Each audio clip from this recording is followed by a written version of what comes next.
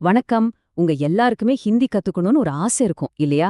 ஆனா எங்க ஆரம்பிக்கிறது, எப்படி ஆரம்பிக்கிறதுன்னு ஒரு பெரிய குழப்பம் இருக்கும். கவலையப்படாதீங்க. வெறும் 10 நாள்ல, ஆமாங்க, வெறும் 10 நாள்ல நீங்க ரொம்ப நம்பிக்கையா ஹிந்தி பேச ஒரு வழி இருக்குன்னா நம்புவீங்களா? அது எப்படி முடியும்னு யோசிக்கிறீங்களா? வாங்க, நாம சேர்ந்து இந்த சூப்பரான வழியில பயணிக்கலாம். பொதுவா ஒரு மொழி கத்துக்கணும்னா முதல்ல ஞாபகம் வர்றது கிராமர், அதாவது இலக்கணம். ஐயோ அதெல்லாம் மனப்பாடம் பண்ணணுமேன்னு ஒரு பயம் வந்துரும் இல்லையா? ஆனா இங்க அப்படி கிடையவே கிடையாது. இந்த முறையோட முக்கியமான நோக்கமே அந்த பயத்தை உடைக்கிறது தான்.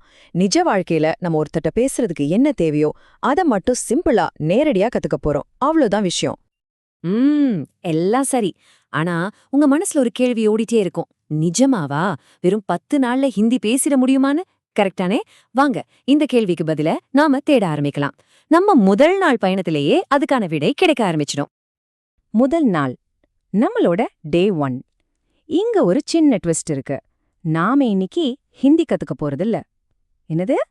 ஆமாங்க, நாம முதல்ல செய்ய போற ஒரே விஷயம், நம்ம மனசுல இருக்கிற அந்த சின்ன பயத்தை தூக்கி போட போறோம்.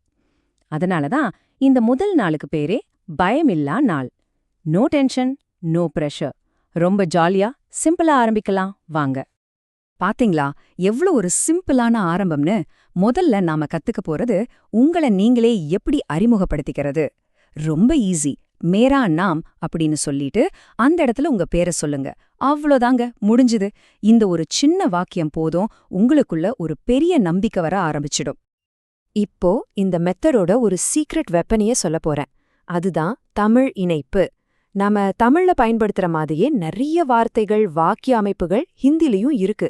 அட ஆமாங்க, இத நாம ஒரு பிரிட்ஜ் மாதிரி யூஸ் பண்ணி கத்துக்க ஆரம்பிக்கும்போது ஏதோ புதுசா கஷ்டப்பட்டு படிக்கிற மாதிரியே இருக்காது. ரொம்ப இயல்பா, சுலபமா மனசுல போய் உட்காந்துடும். சரி, நம்ம முதல் நாள் முடிய போகுது. உங்களுக்காக ஒரு சின்ன ஹோம்வொர்க், இல்ல ஒரு பிராக்டிஸ் டிப்னு வச்சுக்கோங்களேன். நேரா கண்ணாடி முன்னாடி போங்க. உங்க கண்ணை நீங்களே பாருங்க. ஒரு 5 தடவை மேரா நாம் ஹே அப்படின்னு சொல்லி பாருங்க. உங்க காதுலயே அந்த வார்த்தை கேட்கும்போது அந்த சின்ன தயக்கமெல்லாம் பறந்து போய் ஒரு புது கான்ஃபிடன்ஸ் தானா வரும். ட்ரை பண்ணி பாருங்க. சூப்பர். இப்போ உங்களை அறிமுகப்படுத்திக்கிற அளவுக்கு தைரியம் வந்தாச்சு. சரி, அடுத்த ஸ்டெப் என்ன? நம்மளோட டெய்லி லைஃபுக்கு ரொம்ப ரொம்ப அவசியமான சில மேஜிக் வார்த்தைகளை இப்போ கத்துக்கலாம். வாங்க, நம்மளோட 2ஆம் நாள் பயணத்தை ஆரம்பிக்கலாம். முதல்ல நம்ம கத்துக்க போற வார்த்தை நம்ம உயிர் வாழவே ரொம்ப அவசியமான ஒண்ணு. அதுதான் பானி. ஆமாங்க, பானினா தண்ணீர். யோசிச்சு பாருங்க, இந்த ஒரே ஒரு வார்த்தை தெரிஞ்சா போதும், நீங்க இந்தியால எங்க போனாலும் தாகமா இருக்க வேண்டிய அவசியமே இல்ல. அவ்ளோ பவர்ஃபுல்லான வார்த்தை இது. தண்ணிக்கு அடுத்தபடியா நமக்கு என்ன தேவை? சாப்பாடு. அதுக்கு ஹிந்தில சொல்ற வார்த்தை கானா. உணவுங்கிறது ஒரு அற்புதமான விஷயம். அது மொழியெல்லாம் கடந்து நம்மள ஒன்னு சேர்க்கும். நீங்க எங்க இருந்தாலும் சரி, கானான்ற ஒரு வார்த்தை தெரிஞ்சா போதும், பசியோட இருக்கவே மாட்டீங்க. கடைசியா நம்மளோட 3ஆவது மந்திர வார்த்தை. அது கர். கர்னா வீடு. நாம உலகத்தையே சுத்தி வந்தாலும் நமக்கு நிம்மதியையும் பாதுகாப்பையும் கொடுக்கற இடம் வீடுதான். சோ இந்த 3 வார்த்தைகள், பானி, கானா, கர், அதாவது தண்ணீர், உணவு, வீடு, இது 3 தெரிஞ்சாலே நம்ம அன்றாட வாழ்க்கையோட பேசிக்ஸ கவர் பண்ணிடலாம். ஓகே, இப்போ நம்மகிட்ட சில முக்கியமான வார்த்தைகள் இருக்கு. ஆனா வெறும் வார்த்தைகளை வச்சு என்ன பண்றது? அதை வச்சு எப்படி பேசுறது? இங்கதான் உண்மையான மேஜிக்கே ஆரம்பமாக போகுது. நாட்கள் 3லிருந்து 5 வரைக்கும் இந்த தனித்தனி வார்த்தைகளை கோர்த்து எப்படி முழு வாக்கியமா மாத்துறதுன்னு ஒரு சூப்பரான ஃபார்முலாவை பார்க்க போறோம். ரெடியா? இந்த ஃபார்முலாவை பாருங்க. அடடா, எவ்ளோ சிம்பிளா இருக்கு. முதல்ல மே, அதாவது நான் ஆரம்பிக்கணும். அதோட நீங்க செய்யற ஒரு வேலைய, அதாவது ஒரு ஆக்ஷன் வேர்டை சேர்த்தா போதும். உதாரணத்துக்கு மே காத்தா ஹூ அப்படின்னா நான் சாப்பிடுகிறேன். அவ்வளவுதாங்க, ஒரு முழு வாக்கியம் ரெடி. நீங்க இப்போ ஹிந்தில பேசவே ஆரம்பிச்சிட்டீங்க. வாழ்த்துக்கள். இங்கதான் இந்த முறையோட பவரே நமக்கு புரியும். ஒரு சின்ன சின்ன வார்த்தை மாற்றத்துல நீங்க நேத்து நடந்தத, இன்னைக்கு நடக்கிறத, நாளைக்கு நடக்க போறத பத்தி பேசிடலாம். பாருங்க, மே காம் கர்த்தா ஹூன்னா நான் வேலை செய்றேன். இதுவே மேனே காம் கியானா நான் வேலை செஞ்சேன். பாத்தீங்களா, சின்ன சின்ன மாற்றங்கள்ல நீங்க எவ்வளவு ஈஸியா 3 காலங்களையும் ஹேண்டில் பண்ணலான்னு. சரி, இப்ப நமக்கு வார்த்தைகள் தெரியும், வாக்கியம் அமைக்கவும் தெரியும். இத வச்சுட்டு சும்மா இருக்கலாமா? கூடாது. நாம கத்துக்கிட்டது நிஜ உலகத்துல எப்படி யூஸ் பண்றதுன்னு பார்க்க வேண்டாமா?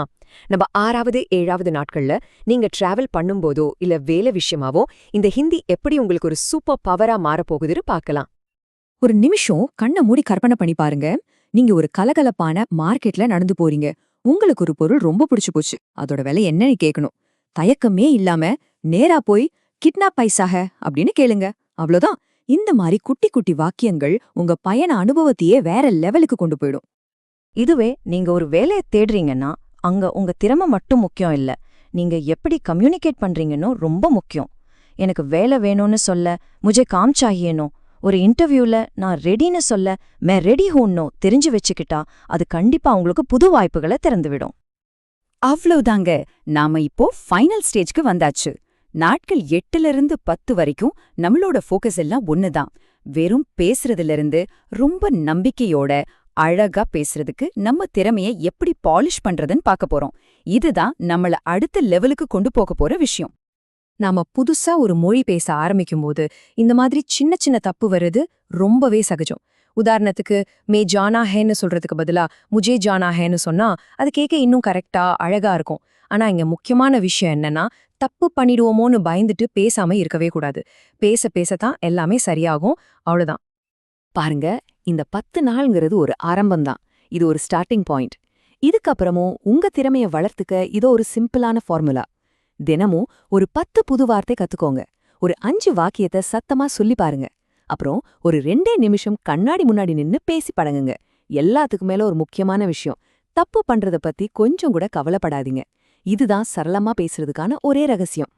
கடைசியா இந்த வழிகாட்டி உங்களுக்கு சொல்ற ஒரு நம்பிக்கை வார்த்தை இல்ல ஒரு உத்தரவாதம்னே சொல்லலாம்.